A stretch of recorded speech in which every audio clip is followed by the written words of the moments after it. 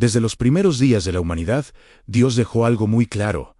El problema más grande del ser humano no está afuera, está adentro, en el corazón. Mucho antes de que existieran las guerras, los imperios o las armas, hubo un conflicto silencioso, nacido de la comparación, alimentado por los celos y consumado por el pecado. Esta es la historia de Caín y Abel, dos hermanos, criados bajo el mismo techo, pero con actitudes completamente distintas ante Jehová. Una historia que nos muestra cómo Dios nos advierte, cómo el pecado nos seduce y cómo una mala decisión puede cambiarlo todo para siempre. Imagínate esta escena. Adán y Eva ya no vivían en el Edén en la desobediencia. Los había sacado de ese paraíso perfecto. Ahora conocían el dolor, el cansancio y la lucha diaria por sobrevivir. Si te gusta este contenido, recuerda dejar tu like y suscribirte para más videos como este. Ahora, sí, continuemos. Fue en medio de esa nueva realidad cuando Eva dio a luz a su primer hijo. Llena de esperanza, dijo: es varón. Y lo llamó Caín.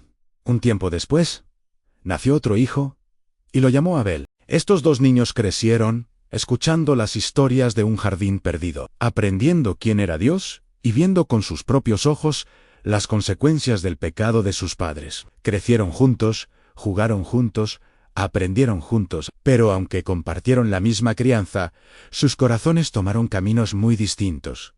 Con el tiempo, ambos encontraron su vocación. Caín eligió trabajar la tierra. Día tras día, sentía el peso del arado.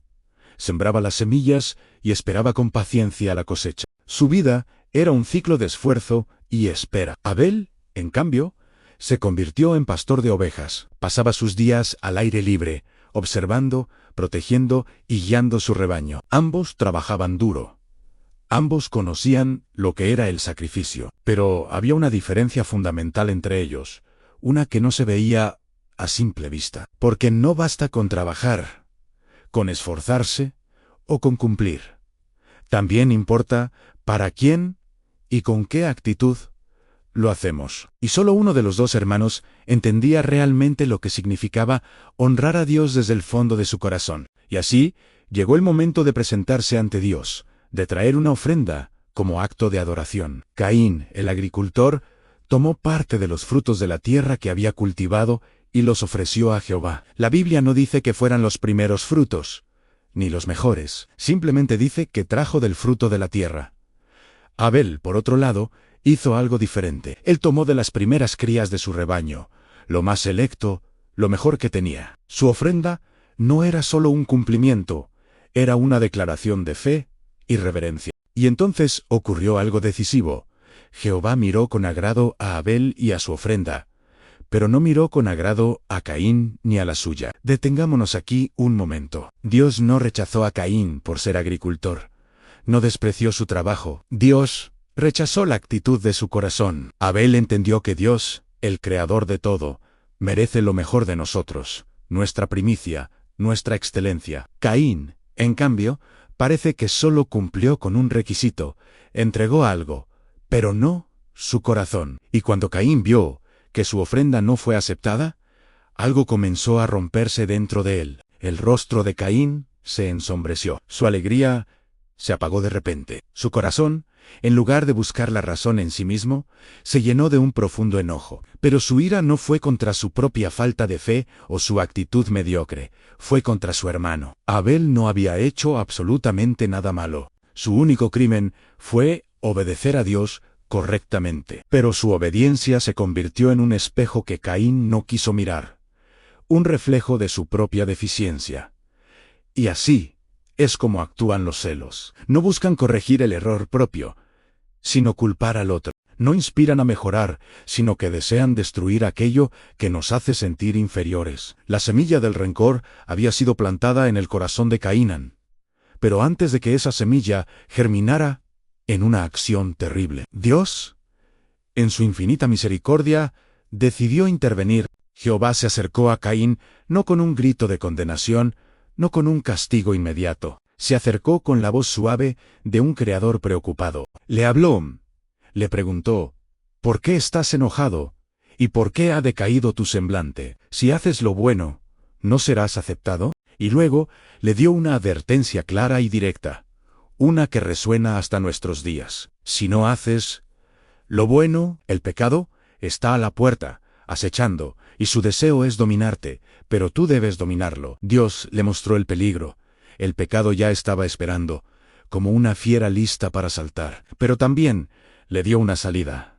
Le recordó que tenía el poder de elegir, de dominar ese impulso oscuro. Jehová siempre advierte antes de juzgar. Siempre nos da la oportunidad de cambiar, de arrepentirnos. Caín pudo haber reflexionado, pudo haber corregido su actitud, pudo haberle pedido perdón a Dios y buscar consejo. Pero en lugar de eso, eligió callar la voz de Dios en su conciencia y escuchar la voz de sus celos.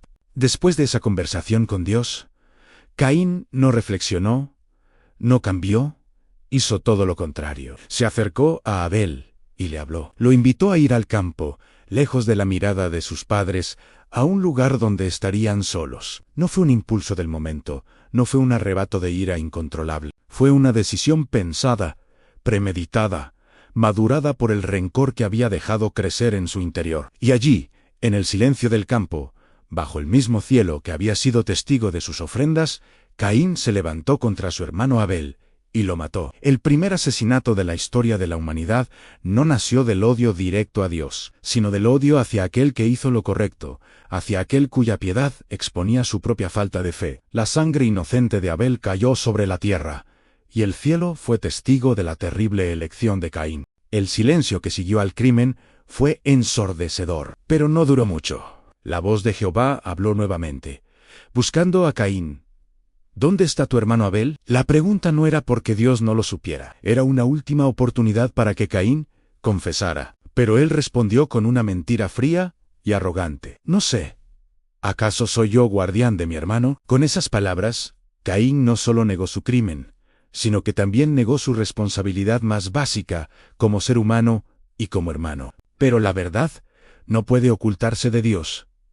Jehová le contestó, ¿qué has hecho? La voz de la sangre de tu hermano clama a mí desde la tierra.